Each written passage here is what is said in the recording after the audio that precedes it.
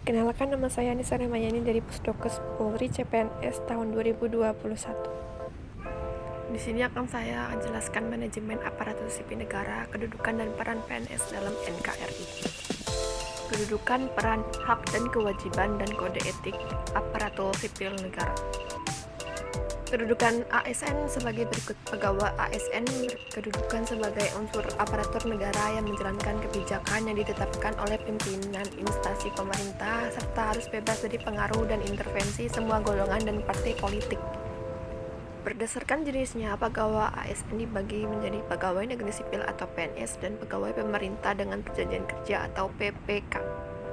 Peran ASN sebagai perencana, pelaksana, dan pengawas penyelenggaraan tugas umum pemerintah dan pembangunan nasional melalui pelaksanaan kebijakan dan pelayan publik yang profesional, bebas dari intervensi politik, serta bersih dari praktik korupsi, kolusi, dan nepotisme.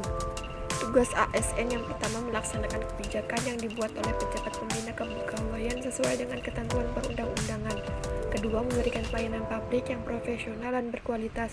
Ketiga, mempererat persatuan dan kesatuan negara kesatuan Republik Indonesia. Kewajiban pegawai ASN yang pertama, setia dan taat pada Pancasila, Undang-Undang Dasar Negara Republik Indonesia tahun 1945, Negara Kesatuan Republik Indonesia dan pemerintahan yang sah. Yang kedua, menjaga persatuan dan kesatuan bangsa. Yang ketiga, melaksanakan kebijakan yang dirumuskan pejabat pemerintah yang berwenang. Keempat, menaati ketentuan perundang-undangan. Kelima, melaksanakan tugas kedinasan dengan penuh pengabdian, kejujuran, kesadaran, dan tanggung jawab.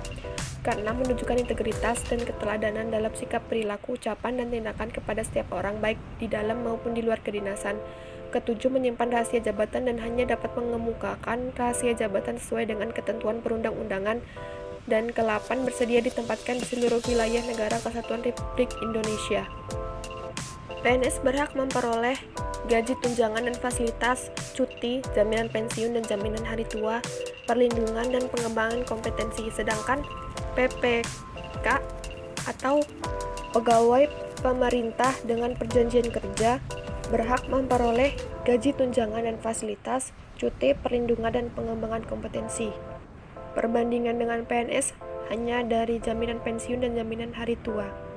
Fungsi kode etik ASN yang pertama sebagai pedoman panduan birokrasi publik atau aparatur sipil negara dalam menjalankan tugas dan kewenangan agar tindakannya dinilai baik. Kedua, sebagai standar penilaian sifat, perilaku, dan tindakan birokrasi publik atau aparatur sipil negara dalam menjalankan tugas dan kewenangannya.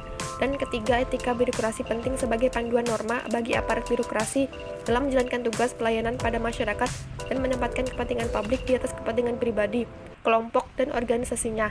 Etika diarahkan pada kebijakan yang benar-benar mengutamakan kepentingan masyarakat luas.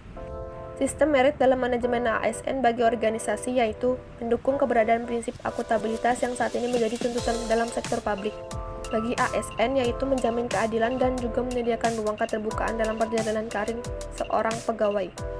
Prinsip sistem merit berupa keadilan dan kewajaran, objektif, berbasis kinerja. Pelaksanaan sistem merit dalam beberapa komponen pengelolaan ASN berupa penyusunan dan penetapan kebutuhan, penilaian kinerja, pengembangan kompetensi, promosi, mutasi, dan penghargaan.